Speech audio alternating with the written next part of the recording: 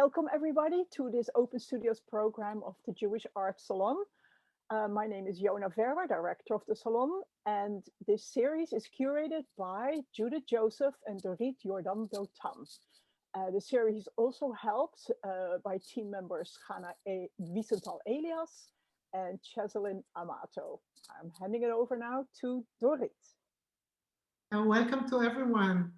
The Open Studios programs features artists who are members of the Jewish Art Salon who responded to a call or were invited.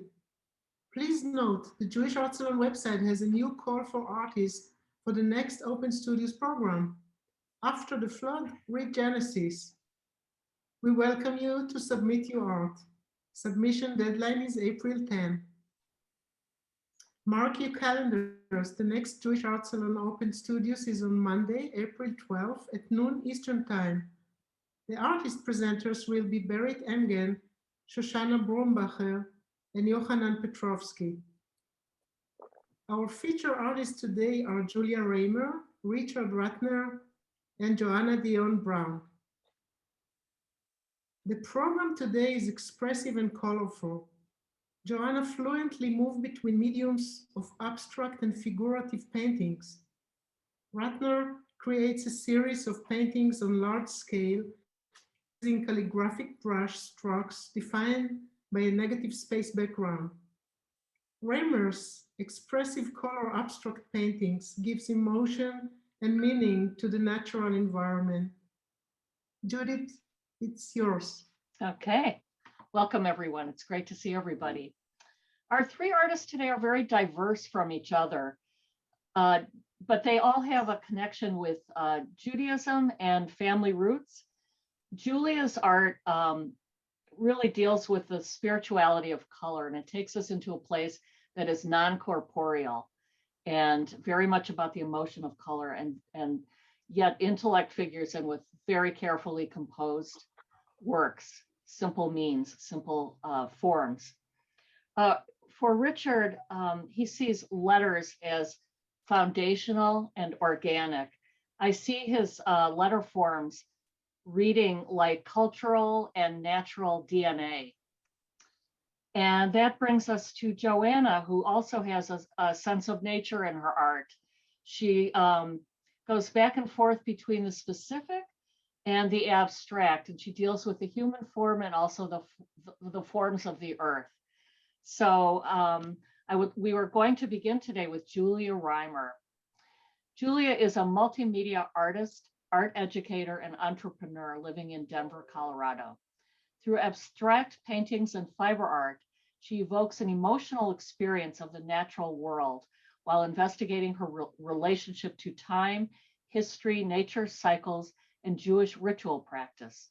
Her 20-year art career spans numerous solo and group exhibitions and inclusion in many corporate museum and private collections throughout the United States. She holds an MFA in painting from Pratt Institute and a BFA in painting from the University of Denver. Her work is currently represented by Serena and Lily, an interior design and lifestyle brand, and has been featured in many publications and exhibition catalogs. Julia has an extensive background in art education and is the co-founder of Art Boss, a company that provides education and coaching services to creative professionals looking to build their businesses. Her work can be viewed on her website, juliarymer.com, and on Instagram at Julia Rymer Brucker. And Julia, go ahead and begin. You can share your screen. Thank you so much. Right. Thank you so much for inviting me to this. I've been following the Jewish Art Salon now for about a year, and I just love all of the programming. So my name is Julia Rymer, and I'm an abstract painter and fiber artist based in Colorado. And I work in acrylic, drawing materials, oil paint, and a multitude of fiber art techniques. And I use color, mark, and form to create an aesthetic experience of transcendence and connection with nature, one which also draws upon Jewish practice and rituals and textual tradition. And I want to start with a couple different quotes that I feel really encapsulate the work that I've been doing over the past several years. And I will begin, you guys seeing this, it should say Flux and Flow. Yes. Okay, just want to make sure, because sometimes things don't go forward when you do PowerPoints. All right. So this is from Abraham Joshua Heschel. Citizens of two realms, we all must sustain a dual allegiance. We sense the ineffable in one realm. We name and exploit reality in another. Between the two, we set up a system of references, but we can never fill the gap. They are as far and as close to each other as time and calendar, as violin and melody, as life and what lies beyond the last breath. And another that has really affected me is Joseph Albers. He says, all my painting is actually study. The longer I do it, the more and more it is endless. And this is a piece called Experimentalist. It's mixed media on canvas, 40 by 40. And so the root of my work really comes from my childhood in Colorado.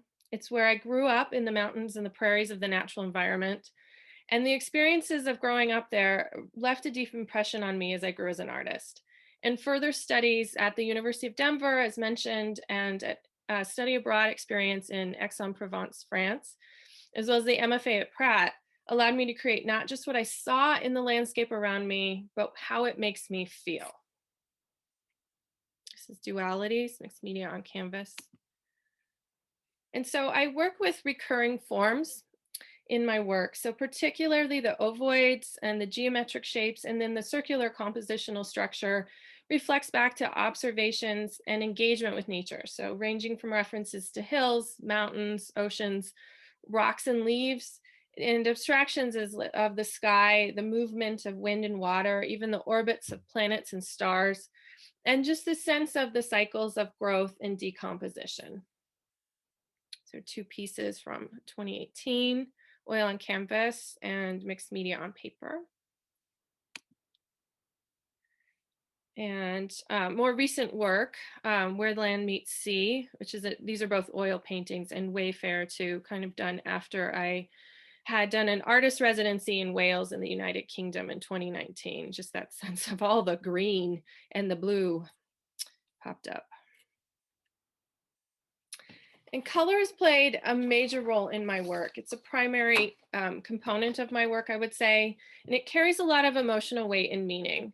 I love to play with color as a reference to nature, but also to convey a feeling. And then I also like to play with color in the sense of it just being fun or unusual, or to evoke an experience. So this is a piece that I created for the Children's Museum of Denver as part of an artist residency there as well. And it's 8 different color palettes, but played within a kind of unusual twist on each of them. And then in 2017, I began to explore more Jewish thought in my work. I encountered the practice of counting the Omer, and a rabbi that I studied with really explained it to me in a way that I thought was really interesting. She talked about it as a spiritual journey between the exodus from Egypt and the revelation of the Torah at Sinai. And it's this idea that we first must set forth and exist in that liminal space of uncertainty and wandering before we have spiritual enlightenment. So that's when I created the liminal state, which was the sense of uncertainty, of wandering, of not quite knowing, and there's a lot of space between each of the forms. And then in marking the liminal, a piece I did a year later, I'm looking more at the actual counting of the Omer, the marking of time in history, a record of time in action, I should say. And then after the artist residency in Wales in 2019, I began to question what the purpose of art was and if it could serve as a place of rest and sanctuary. And I wanted to bring art into a more a spatial experience, not just a painting on the wall. And I also saw connections between contemporary gratitude, mindfulness, self-care practice, and ancient practices of Shabbat and Jewish prayer rituals that I was engaging with. So I started to integrate new fiber art techniques that I'd learned in the United Kingdom into a piece called Sanctuary, which came from reading Abraham Joshua Heschel's The Sabbath and his idea that the Sabbath is a sanctuary in time. I thought that this could be a way to create a sanctuary in space as well. So this is botanical eco prints, which is a technique that actually prints the plant to the fabric, and then painting and hand embroidery on silk hung on linen and is suspended over found rocks and forms that I'd made. And then 2020 happens and we're all into the quarantine. And the world shuts down around me. My entire life goes online and into my home. And it was during this time that I started to create work that was more of a reaction to the world around me rather than the natural world.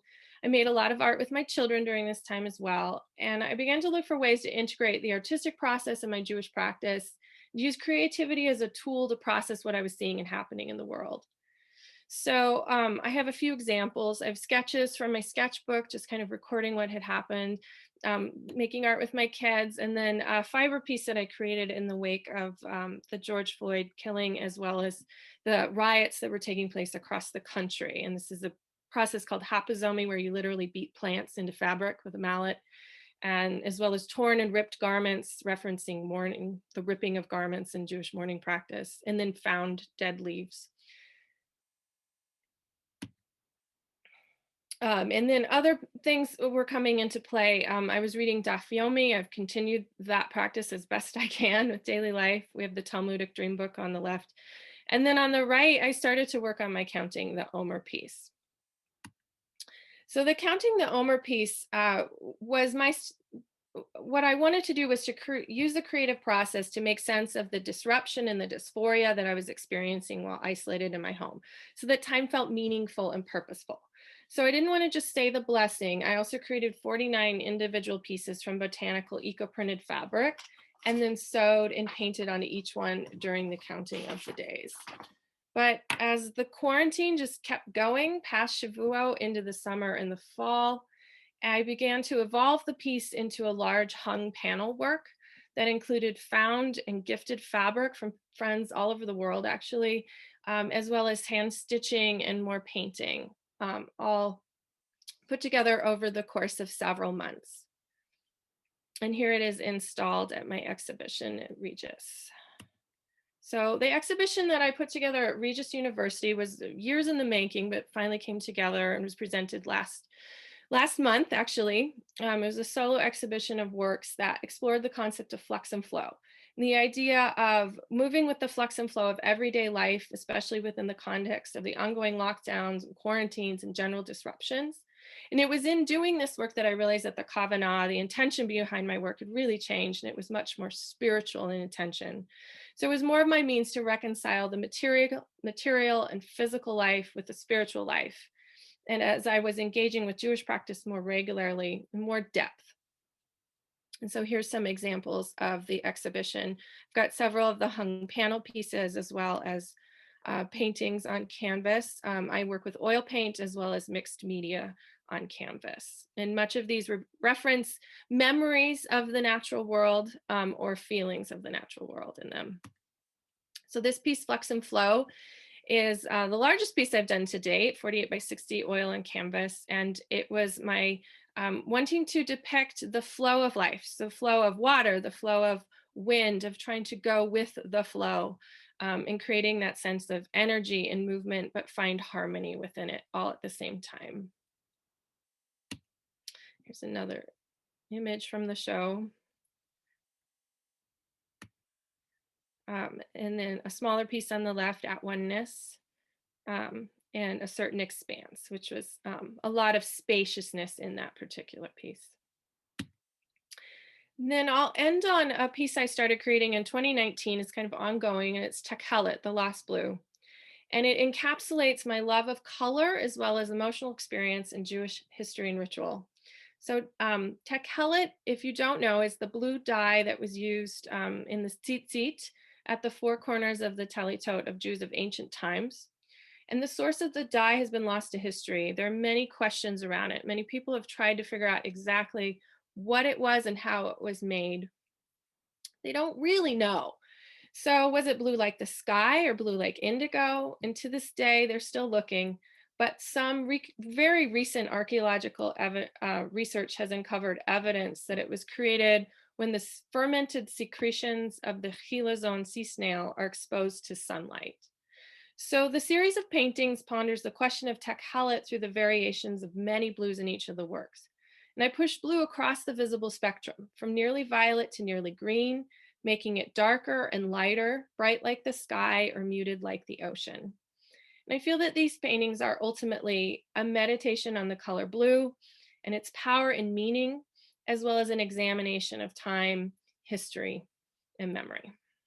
Thank you so much. I'm gonna end. Thank you very much, Julia. It was fantastic to see your work.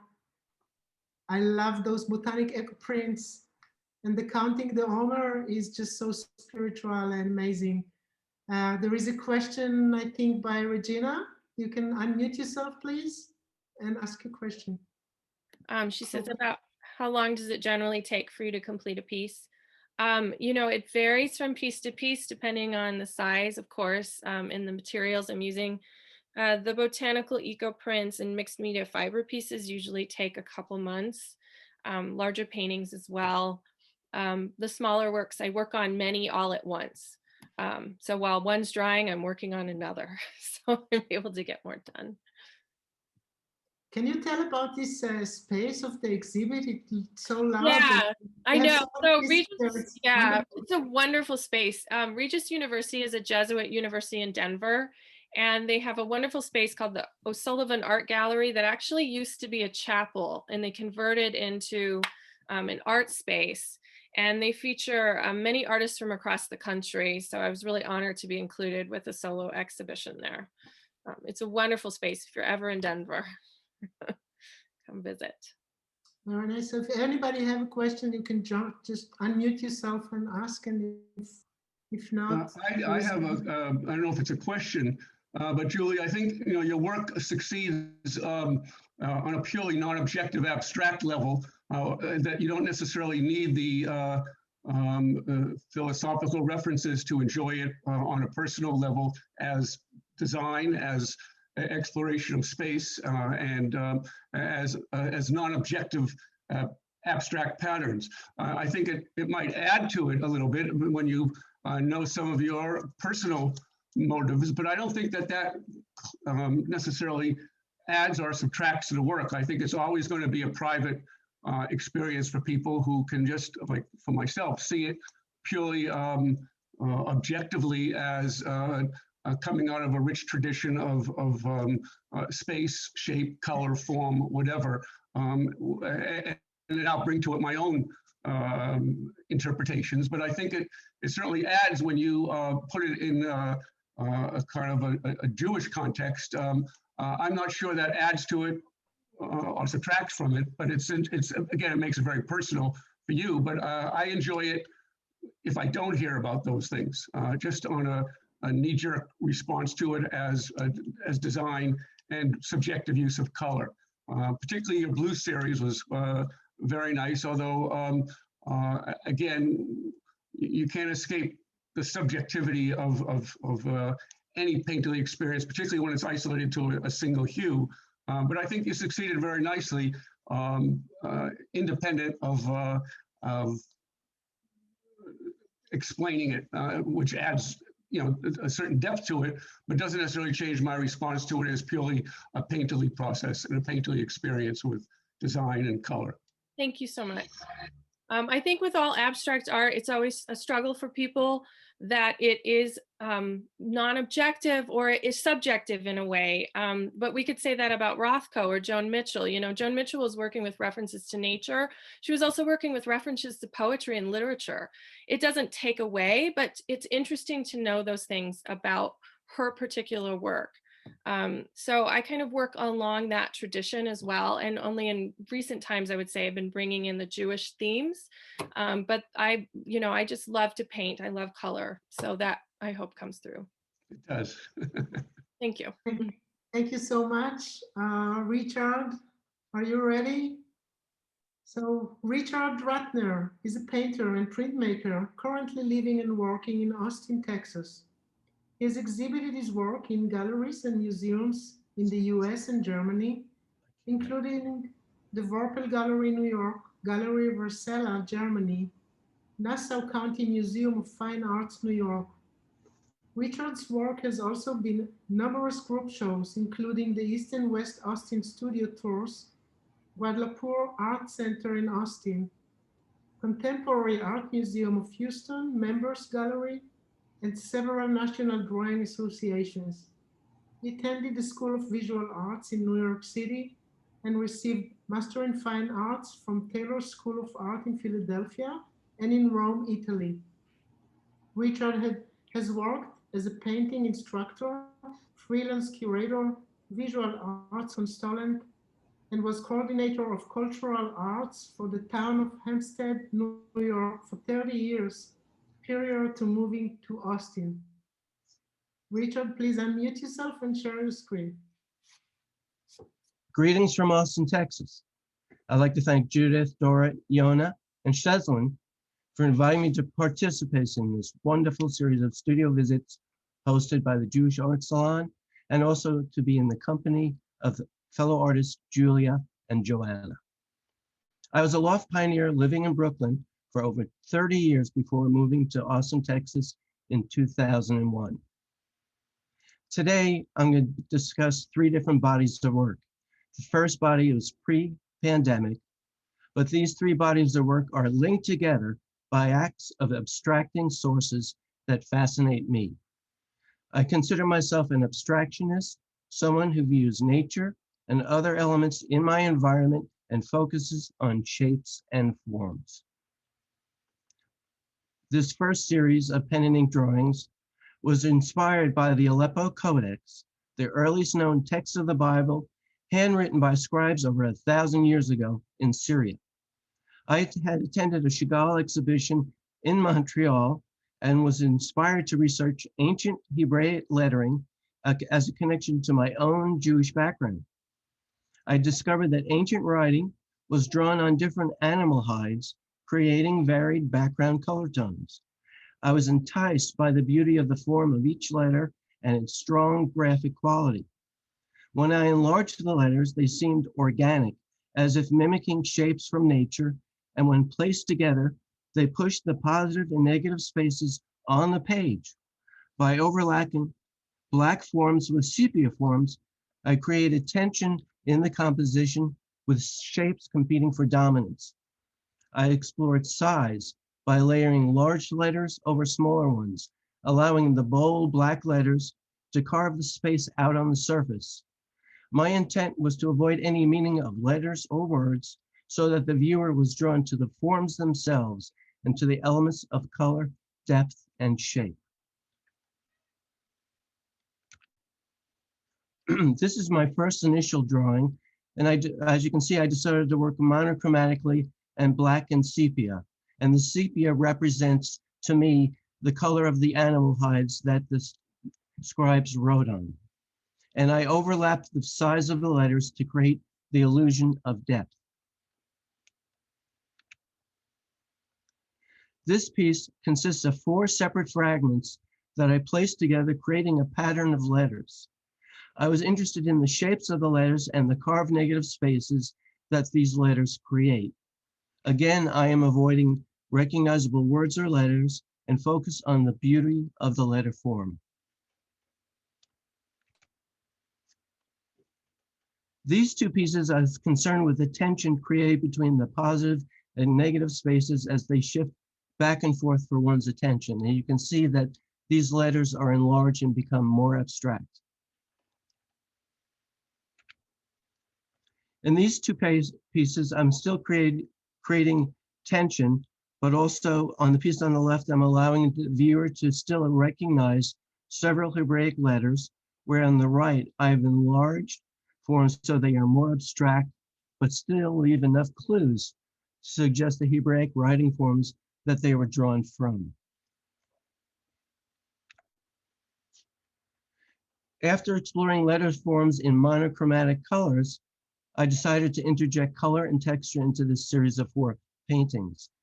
The inspiration for all these pieces is the same, the Aleppo Codex, but for me, theme and variation is a very exciting way to explore an idea. In this series of 6 paintings, I'm continuing that exploration, pushing the letter form to an unrecognizable conclusion. Now I'm exploring various colors and textures within the Hebraic letter form. All these pieces were on oil on museum board, The museum board is rabbitskin glue to protect it from the oil. When I was an undergraduate and graduate student, I also had studied printmaking.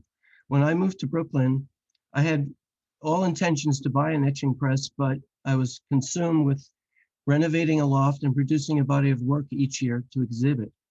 So I never got around to getting that press. But in 2020, I started to work on printing again, creating these woodblock prints at Flatbed Press in Austin, Texas. I always enjoy exploring an idea in different mediums. To me, each medium has its own idiosyncrasies, and that keeps me excited about exploration of the work.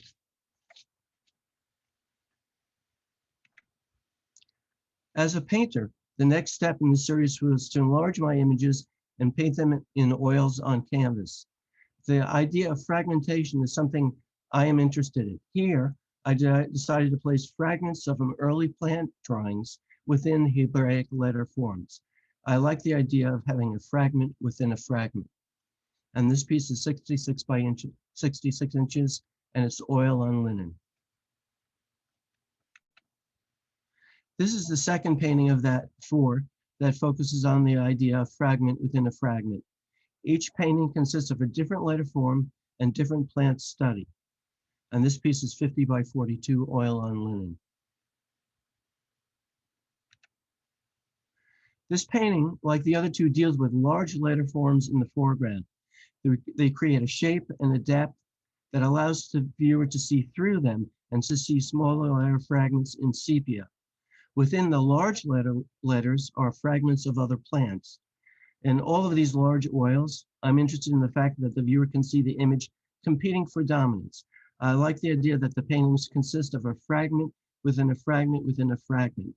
And this is 50 by 42. And you can see the large yellow letters in the foreground are partial fragments. The plant forms within those fragments are fragments, and the negative space of the sepia letters in the background are fragments. So that I love that idea of three different types of fragments.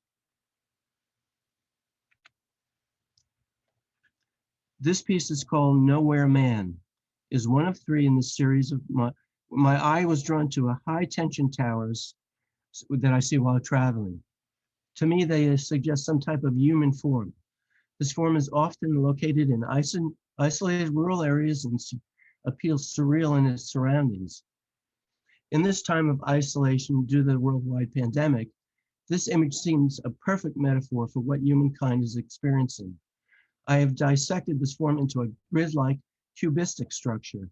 The interior of the form in the middle of the painting is filled with architectural-like forms and suggests buildings or some type of human endeavor. And this is a watercolor and pen and ink on Fabriano paper, and it's 30 by 22. This is Nowhere Men, the second of three pieces in this series. This time, the three forms are placed within a suggested landscape where there is a contrast between the cold mechanical form and the warm striated landscape. And this is a watercolor and pen and ink on Fabriano paper, 22 by 15. Nowhere Men living in a nowhere land. The third painting in the series has a menacing, threatening atmosphere. These two forms are now placed within an apocalyptic environment. And this is 22 by 15, watercolor and pen and ink on Fabriano paper. After the apocalypse comes rebirth and renewal. This leaf explores the leaf forms with many variations, including color, direction, texture, and scale. Some of the paintings depict leaves as beautiful and mysterious, while others seem to take on a more frightening posture. Nature can be both embracing and threatening. And this is a watercolor 11 by 15. The painting on the left I call Leafscape, and the piece on the right has two partial fragments of a leaf that overlap and are multicolored and take on a totally different quality. And this is a watercolor on Fabriano paper. The piece on the left is 15 by 11, and the piece on the right is 22 by 15. The piece on the left was the first of the series, motivated by a leaf image that I saw suggesting a face form.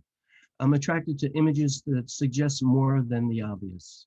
The image on the right is an enlargement of the same leaf, but it has a threatening face-like image with an eye and jaw and teeth and an orb form in the background. This series dabbles with the idea that nature can be threatening. And these pieces are 22 by 15 watercolor on Fabriano paper. And this is the last slide. The painting on the left has a leaf form within a form. Both are painted monochromatically, focusing on textures within each leaf structure. The painting on the right I call Leaf City. It has a cluster of leaves hovering over a cityscape. And they're both 15 by 11. And that's my presentation. Thank you so much, Richard. That was so much food for thought. I'm looking at the chat, and as with Julia, I'm mostly seeing a lot of praise. I don't see questions right now. I have some questions for you, but I want to give people a chance to just jump in if anybody has a question. And you can stop sharing your screen now so that we can see faces, if you would. Thank you. Well, I'm going to ask you some questions. First of all, I want to just comment that I really enjoy the contrast between the dynamism within the letters and the forms of the leaves, where you have a lot of, marks that are made by a lot of movement confined within very graphic borders. And I think that makes for very strong design and interesting tensions in your work. And I think it's just very beautiful. Thank you. You're welcome. And I've got a question about the Hebrew letters. I also use a lot of Hebrew lettering in my own work. And even though you're using them in a very abstract way, people have an immediate response to Hebrew lettering, unlike other languages. It sort of puts us in a box. And I'm wondering in your career if you experience any of that as far as, collectors or dealers or just observers who don't see it just as a design element, but it comes with a lot of cultural and religious baggage. So could you speak to that? Yeah, I've exhibited a couple of times the Hebraic letter forms, the large paintings and others, and it wasn't, limited to only people of Jewish backgrounds. They were people with Jewish backgrounds were fascinated though, because they said they wanted to try to read, they saw something that connected, that they wanted to read it, but they couldn't. And my first time that I exhibited them, I was wondering if anybody would be actually offended by that. And I'm happy to say that they weren't. And people just were like, to me, it was the most exciting thing, is that they were like, thought it was so original and so fascinated by what I was doing. And as an artist, I couldn't have been more pleased. And it was not, again, limited. People that were not Jewish wanted the pieces, and were just even though they said recognize it of some type of form, of letter form, or some type of written word, it didn't limit the appreciation, which I was very pleased by that. Well, it's very strong, beautiful work, and I'm not surprised to hear that.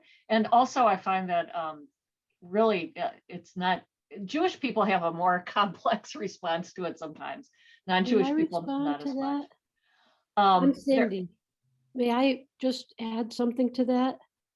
Please. Sure.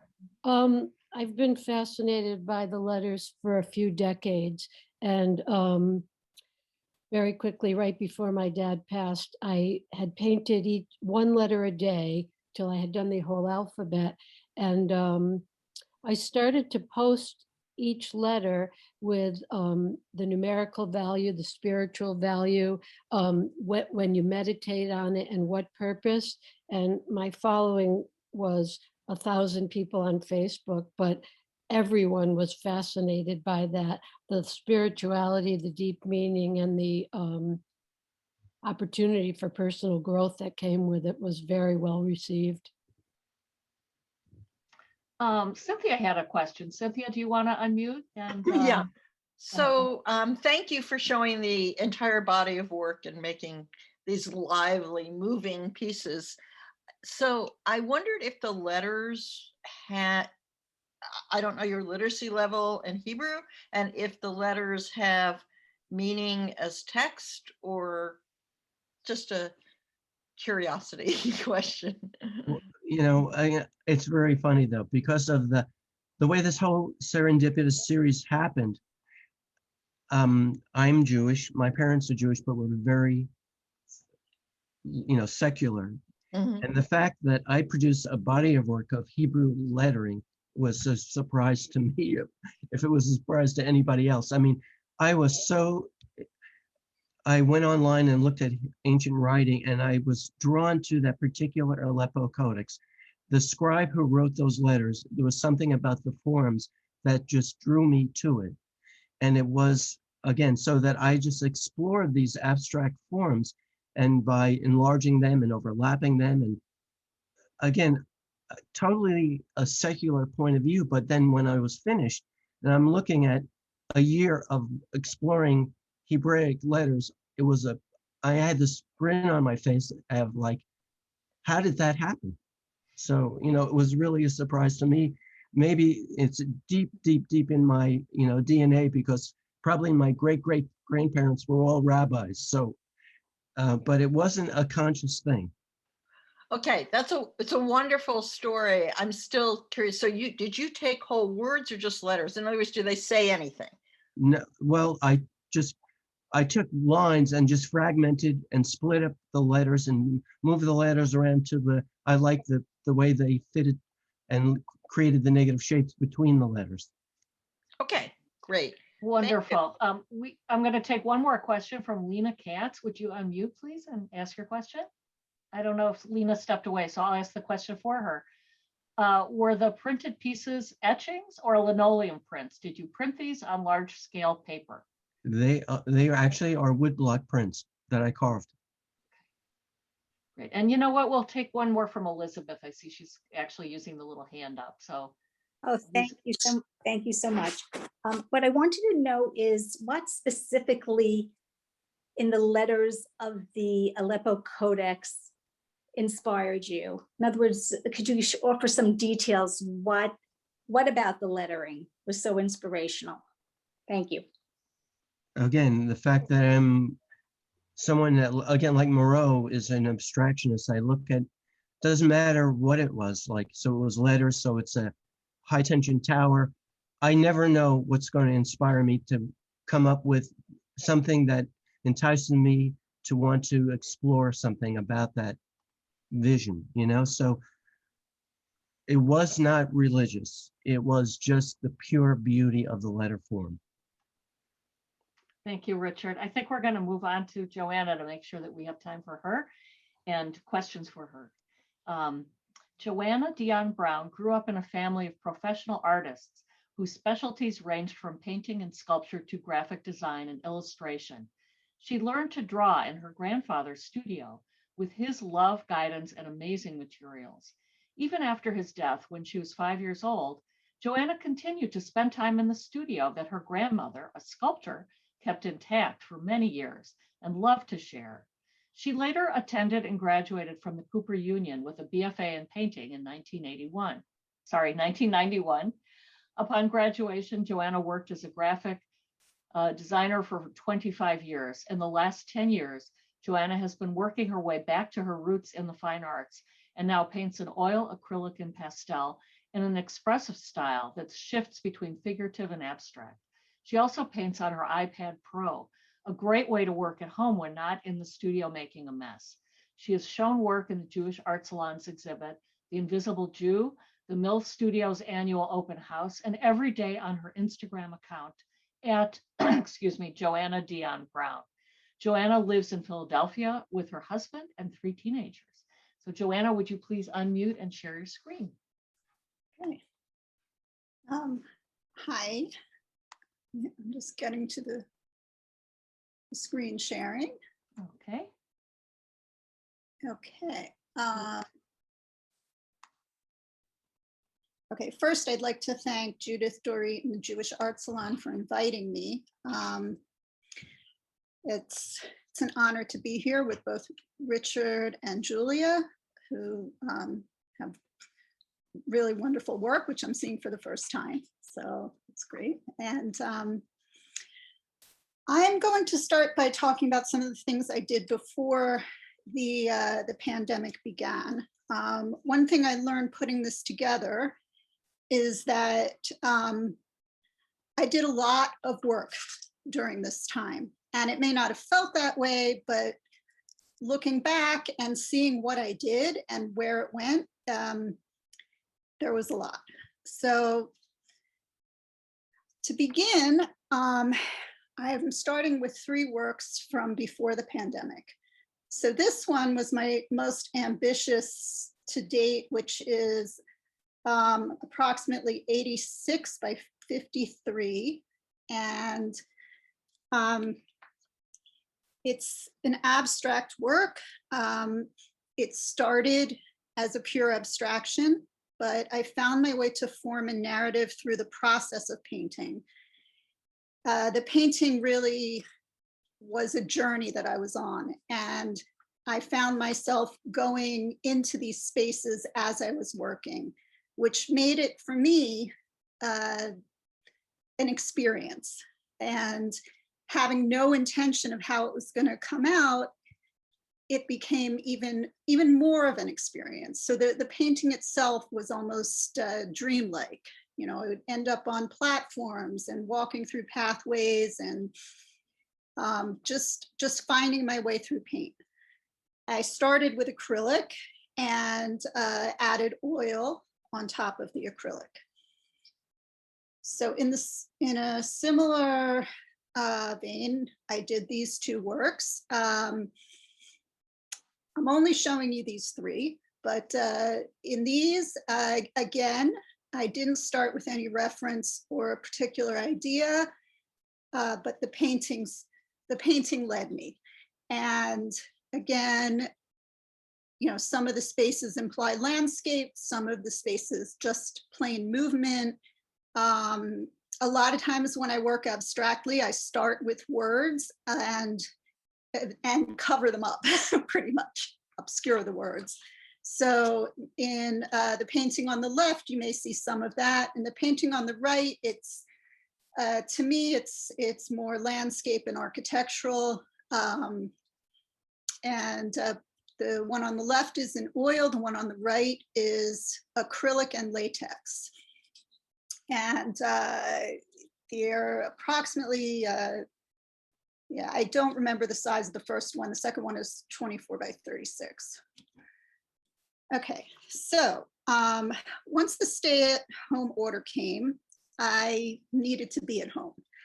There was confusion about whether I could be in my studio, and I didn't really know what was happening. My kids were at home, they needed me to be there, so I just brought a whole lot of supplies home and I started working. So in these 2 works, I was, you know, working very similarly to what you've seen previously. They're both acrylic on canvas and 12 by 16. And I see them kind of as being in a cave looking out. And okay, not much more to say there. So moving on. Okay, so as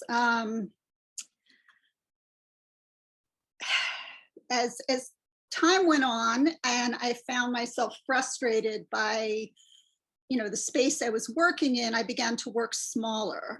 And these are on 6 by 9 watercolor paper. I started with some, when I started doing these, I started just painting things around the house. And it turned into this series of dirty dishes in the sink. And I'm sure a lot of people can relate to this. We were all in the same situation. We were 5 people, and there was a constant state of dishes piling up, kitchen clutter. Basically, I felt like this was a mountain left for me. And as far as being a drill sergeant, I'm not so great at being that. So my way of dealing with my frustration was to paint. And I really tried to create beauty out of the mess. So here are a bunch from that series. Some of these were actually done on the iPad. The one on the right was an iPad painting in Procreate. The one on the left is gouache. Both of these were done on the iPad.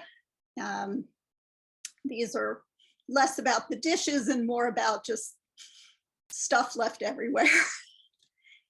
And then here, again, abstracting the shapes that I saw around me. So instead of working entirely from my head, I started to work from what was sitting in front of me and abstracting. Rather than the paint leading me, the subject was leading me. And here are two more. The one on the left is more of the dirty dishes, much more abstract, just reducing it to, forms and color. And the one on the right is a wine glass. I had for a while this time of drinking wine with two of my friends, and just, I found that I was looking through the wine glass and sort of thinking about, how long this was going to go on, how much time, and anyway, so I called this a world through my wine glass. Okay, so after a while, I went back to the studio. We all decided it was safe to do so, and this painting is called A Burden is Lifted. It's acrylic and latex on canvas, 24 by 36.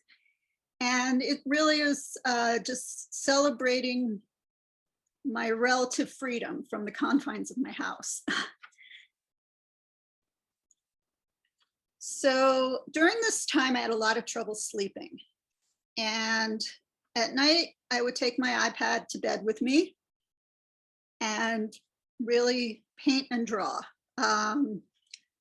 And this series are a bunch of landscapes that were loosely drawn from photos of Israel, where I lived for 5 years.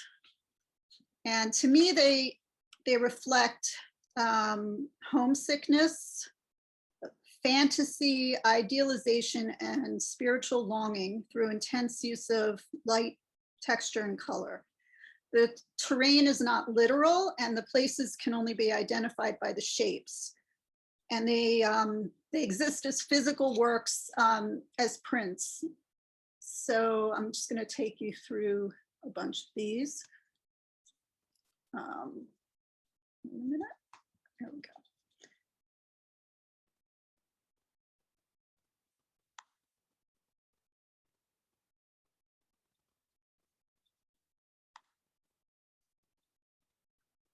And to me, it was interesting that I was working on these at night because they involve so much color and light and sunshine. And obviously none of this was helping me sleep because not only was I painting at night, but I was looking at a screen, which you're not supposed to do. Okay, so moving on. I continued working on my iPad for a bit, and I ended up doing sketches that implied the shape of the United States. We were all influenced by the news and politics. And although I have no particular political statement I'm making here, I just began to see the country as a bit like an organism to learn to draw it. And I started here very abstractly. The shape is only implied with no clear edges. And then on the right, you can see the recognizable shape of the country.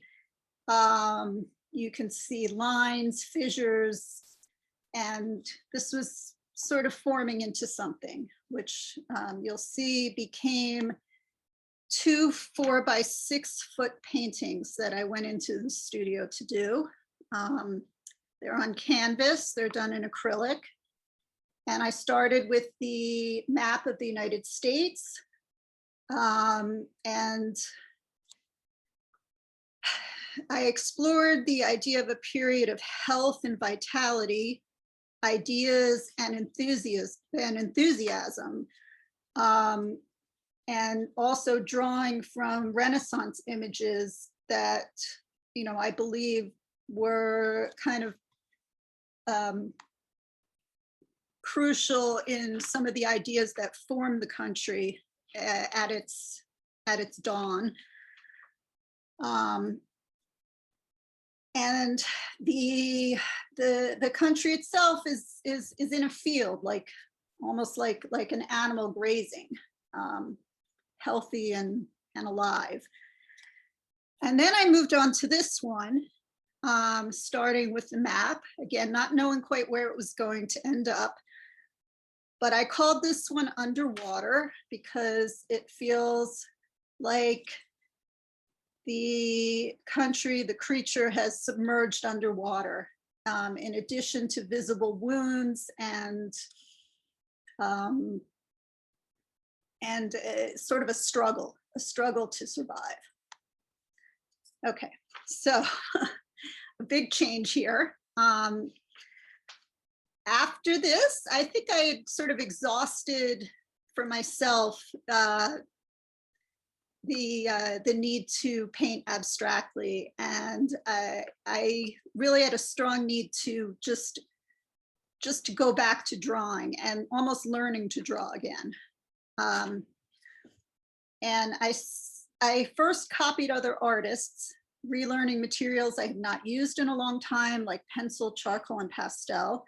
And it felt a bit silly at first, but then it took me back to a time when just drawing was enough. The isolated time of the pandemic, I believe, made this possible. I could do whatever I wanted without judgment.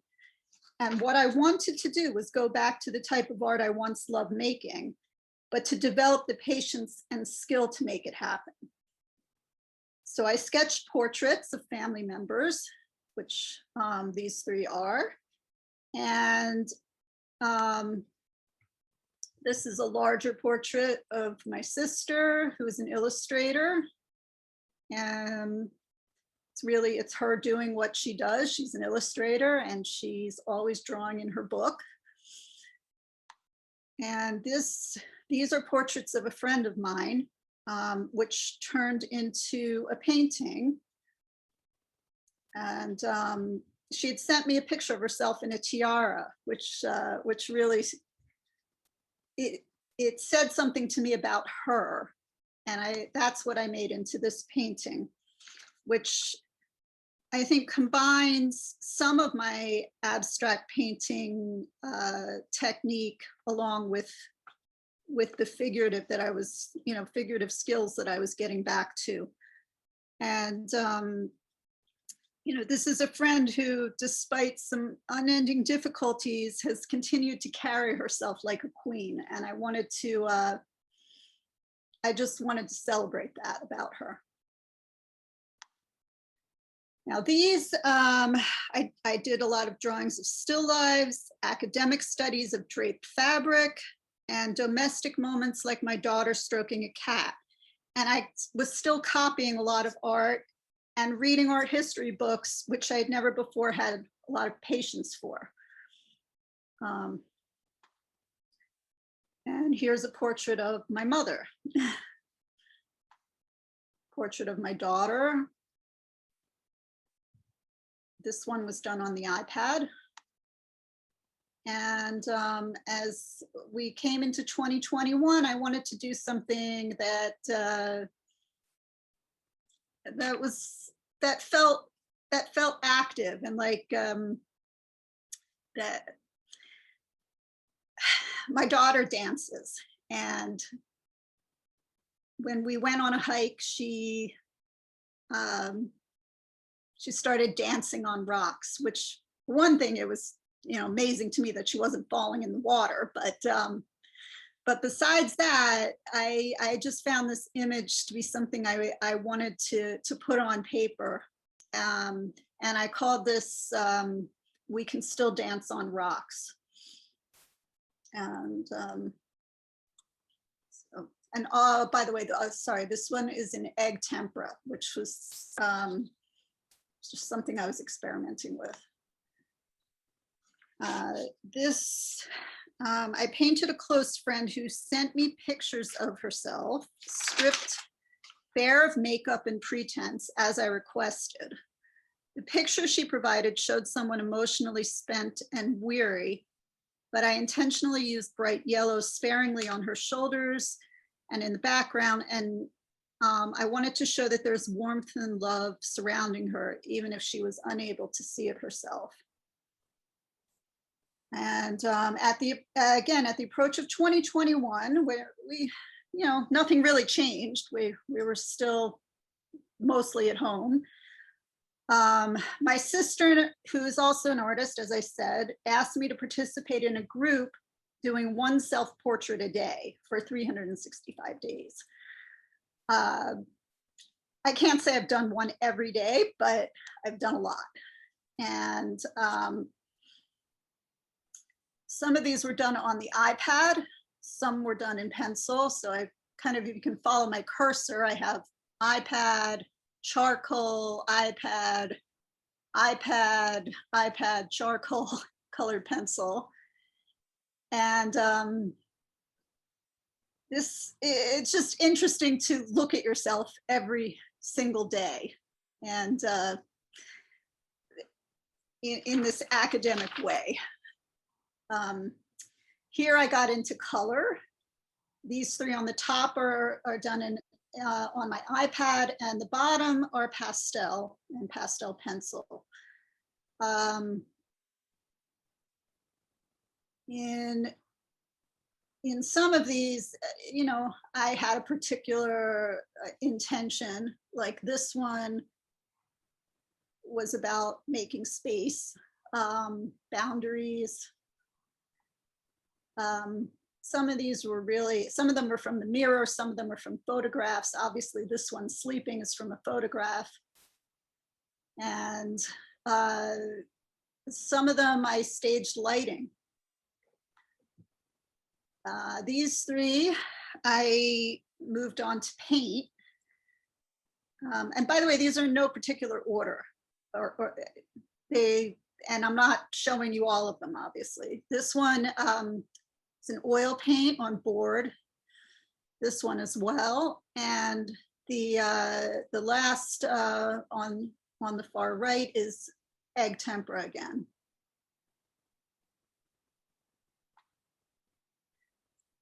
Now this one was kind of a relic from 2018-19. I had started this self-portrait. I hated it. It was kind of in the scrap pile. And because of this project, I decided to go back to it. So you wouldn't recognize it from what it was. I painted over it. And then after it dried, I added pastel to it and then more paint. And then I sprayed it. So, and I don't know if it's going to last beyond this year with all the layers that are going on and whether it's archival, but to me, this was, it just, to me, I see the struggle and I see the work in it. And it looks a bit static, but I'm still happy that I came up with something, that was in the scrap pile, basically. Now, Joanna, I just want to give you a heads up because we're kind of coming up to the end of the time. So yeah, this is it. Yeah. Okay, dear. 2 more in Conti crayon and 2 more in Conti crayon and pastel, and the very last. And so my final thing to say about all this is that before the pandemic, I started out in a world of abstraction, and I ended up staring at myself in the face, basically. And that's it. We're done. Thank you so much, Joanna. This was a very interesting and expressive journey for this past year, taking us from your dishes that were fantastic, expressive and colorful into these beautiful portraits. So we are really out of time, but if anybody want to have a question to any of the artists, please jump in. Because there are a lot of comments.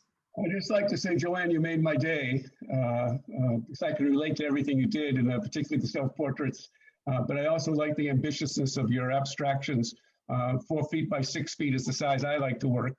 And I think that you covered all bases, showing that art really is not reduced to being a label of abstractor or realist, but it's really a struggle. And I think you, I think, enlightened everybody here with the amazing range of your talents, and also the love and the energy that you put into your work. It's very inspiring. And I think Chana had a question too, just to fit someone else in at the end. Thanks. I had a quick question for everybody. The first one is that it's so interesting how all of your work had to do with fragmentation and kind of reassembling, and especially like Richard's, whose work is kind of an unscribing. But I wanted to ask Julia something. When you talked about the Dafyomi piece, I was really fascinated because, at least from what I could tell, that seemed to be the only one that had any text on it. Is that right? And I didn't know if you meant for that to look like a page of Talmud, but it kind of did, the way it was separated. And I'm just wondering if you meant that. Yeah, so that was at the beginning of the tractate Barakot, there's this part where the rabbis start talking about how to interpret dreams. It's kind of wild and like kind of psychedelic, I'll be honest. So I just was really interested in that, because there was one where it's like, if you dream of a goose, something, this means something. So that was the only like literal one I did, but I did a lot of sketches through the beginning part of Barakot because it's a very visual tractate. A lot of metaphor pops up and stuff like that. In general, I am trained traditionally in plein air painting and figurative and portraiture and still life, but I don't really do it except in sketching. So that piece was kind of a one-off, but it was way fun to do. One more question by Rona, and we have to wrap it up. So I had written for Richard. So the first ones you showed with the letters in the sepia and what was the medium on that? Oh, you're muted, Richard. Sorry, pen and ink. Okay. Like the beige was walnut It ink, was a which walnut is, ink. Okay. yeah, which I love. Yeah. Yeah, I know that there's an instructor at Glassell that's taught a lot with walnut ink. I'm in Houston, by the way. Okay. We got married at the Rothko Chapel, by the way. Ah, it's a really interesting place. Yes. And they just reopened it. So. Werner. Hi. Hello, can you hear me? Hi, Werner. I'm Werner from Bern, Switzerland, and I've been very much appreciating these 3 presentations. We live in times of the restriction, but it opens spaces being to join this meeting. And I was very touched by the paintings, the story behind the paintings, and also the story behind the painters. Thank you very much, and greetings from Bern, Switzerland. Thank you, Werner. It's so nice to have people from 3 or 4 continents. Fantastic Jewish Art Salon. Look what you did, Yona. It's amazing. Okay, thank you all for participating in the Jewish Art Salon Open Studios programming. Artists, you are encouraged to submit your work for consideration for the next series of Jewish Art Salon programs with a theme of After the Flood Regenesis. Next program is Monday, April 12th, noon Eastern Time, featuring us artists Shoshana Brombacher, Dorit Engen, and Yochanan Petrovsky. I wish you all a wonderful, happy Passover, Pesach Nehedar. Happy Pesach. Great to see everybody. Great Thanks for to see coming. you all. Happy Pesach.